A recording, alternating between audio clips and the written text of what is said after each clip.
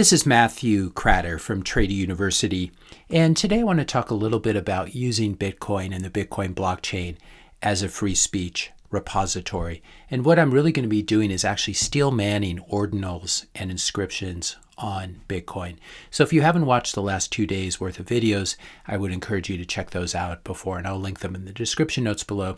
Basically, those last two videos were mostly negative about ordinals and putting NFTs on Bitcoin. And this video is going to be more positive. So I just want to say from the outset, I'm obviously not being paid by Ordinals or anyone else to say anything positive about Ordinals.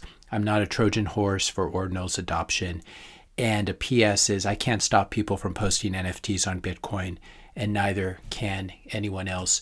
For those of you who have not heard the term, steel manning is the opposite of straw manning. Straw manning is where you portray someone's argument in its weakest form in order to rip them apart. Steel manning is where you take the opposite side of an argument, the opposite side, the side that you're not really comfortable with or you disagree with, and you try to present it in the strongest form possible as a way of seeing what the strongest version of that argument is. So basically, I'm not a huge fan of ordinals or inscriptions, but this is an exercise in trying to take the other side and argue in favor of them. And I found that by doing this, I actually came up with something interesting that I was surprised by because I couldn't see anything positive about ordinals. So again, if you want to know what ordinals are, basically, it's a way of inscribing texts or images on the Bitcoin blockchain. And if you want to know more about that, I would encourage you to watch this video, Will Ordinals and NFTs Destroy Bitcoin? And then watch Ordinals and the Coming Attacks on Bitcoin to get the context for this video. It will make a lot more sense if you watch those two videos first. And you can see how in my initial video, I was extremely negative about Ordinals, and I basically compared it to doing graffiti on a tree, carving on a tree, and in this way sort of marring the natural beauty of the Bitcoin blockchain. Now, as I said in both of those videos, this is not a new thing. There have been versions of inscriptions or leaving messages on the Bitcoin blockchain. This is one of a marijuana plant leaf, obviously, and we can see up here it says legalize, and it's a version of it. There's another. There are a couple of examples of Rick rolling, embedding "Never Gonna Give You Up" lyrics on the Bitcoin blockchain, and many of these come from 2013, 2014. These are not new things, and so the idea of sticking things on the Bitcoin blockchain is not a new idea. It's something that people have been fascinated with. Ordinals and inscriptions just is a more modern way of doing that, takes advantage of the Taproot software upgrade that Bitcoin went through. So I'll link to this website in the description notes below. Lots of hidden surprises in the Bitcoin blockchain, as someone said. I alluded to this photo in, I believe, yesterday's video, where I talked about how someone put this forbidden photo. It's a photo that's forbidden by the Chinese Communist Party, by the CCP, for obvious reasons. And this was embedded in the Bitcoin blockchain back in 2017. And this was when most Bitcoin mining, or the majority of Bitcoin mining, was being done in China. So this was a little bit of a troll putting this into the Bitcoin blockchain. And then you have all those miners in China that are possessing, just by having the blockchain, they have this illegal photograph. But this got me thinking about the political uses of free speech and the Bitcoin blockchain. And so what I'm going to do in this video is steel man put the idea of putting important text and or images or anything else like that on the Bitcoin or in the Bitcoin blockchain.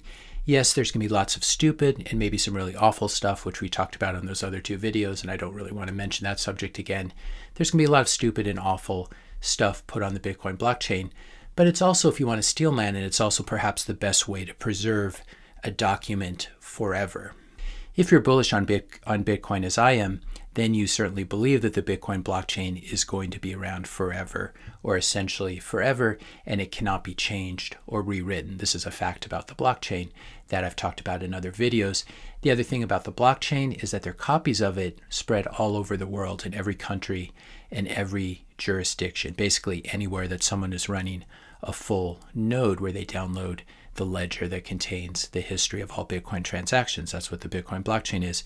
I was thinking that important documents could be embedded in this blockchain using ordinals and inscriptions. You could do it before using code like this, which is not quite as cool, but these are various things that we could import.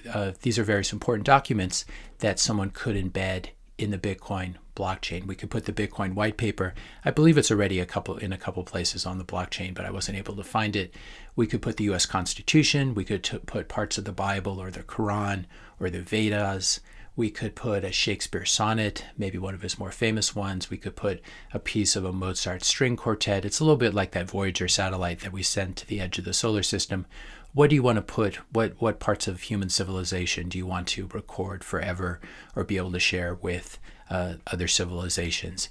And so these are some things that come to mind as being important documents or important things. Obviously, there's a lot of stuff in physics, Maxwell's equations, Einstein field equations, the Schrodinger equation. And then there's some more practical, political things that can be used both by the left and by the right and by everyone in the middle. How to 3D print something to protect your family. You probably know what I'm talking about. How to synthesize useful chemical compounds, which I'll just leave at that. You can fill it up using your imagination. Various political manifestos, key passages from various novels that warn us about authoritarianism, like 1984 and Brave New World. A true history of the events of 2020 to 2023, told by a contemporary. That might be very interesting to see. Sort of a version that was not the official version. Critiques of CBDCs, central bank digital currencies, and warnings. Once embedded in the Bitcoin blockchain using inscriptions, these documents can never be erased, even if the person who posted them changes his or her mind or is coerced or otherwise bribed into changing his or her mind and trying to erase it. Once embedded, those documents will be on the Bitcoin blockchain forever, and they will be everywhere on Earth, everywhere someone is running a full node. It's almost like putting a very special ant into amber and saving it for eternity. Here's a map of all the Bitcoin nodes all around the world. These are the reachable nodes. Adam Back has said that he thinks the true number of nodes is in excess of 100,000. I remember reading that in one of his tweets. But either way, we can see here how copies of the Bitcoin blockchain are dispersed across all the different continents. They're obviously concentrated in North America and Europe, but they're also on every continent on Earth, presumably. Maybe not Antarctica, but everywhere else. And so this would be a way of backing up these very important documents in a way that could not be overwritten or changed. On one further thought I wanted to share as well, which should have occurred to me before, inscriptions I do not think actually contribute to blockchain bloat. There is still this approximately 4 megabyte block size limit.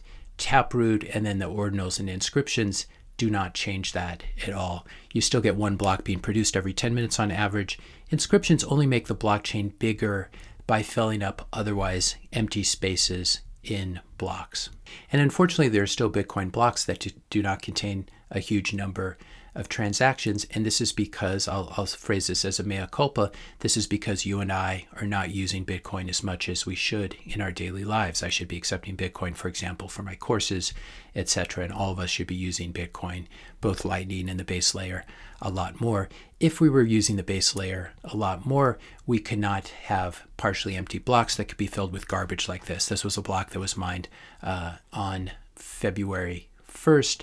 And we can see that most of the block is taken up with a single transaction, which happens to be an NFT or an inscription. This was mined by Luxor Mining, which also mines a lot of altcoins. I would definitely not use them as a mining pool, but they basically, here's their tweet. Last night, Luxor harnessed its magic energy and freed an ancient wizard from his cosmic cage.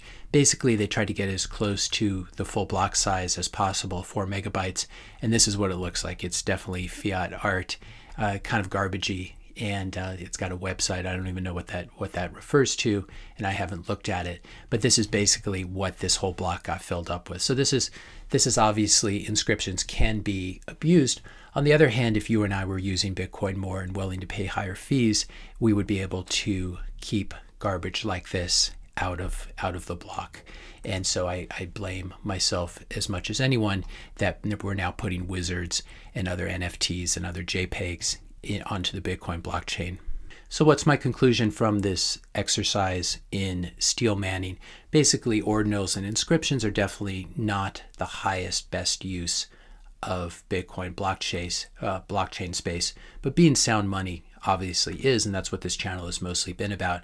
But that being said, Bitcoin does remain open and permissionless, and freedom-minded people could use the immutable and eternal attributes of the blockchain, of the Bitcoin blockchain, to store important documents that they would like to see stored forever in a manner that no one can change or edit them out. So this is Bitcoin. This is the theory of Bitcoin, as in addition to being sound global money and a global neutral settlement asset, Bitcoin as a permanent free speech repository. Again, there's going to be a lot of junk. There's going to be JPEGs of wizards posted in there as well.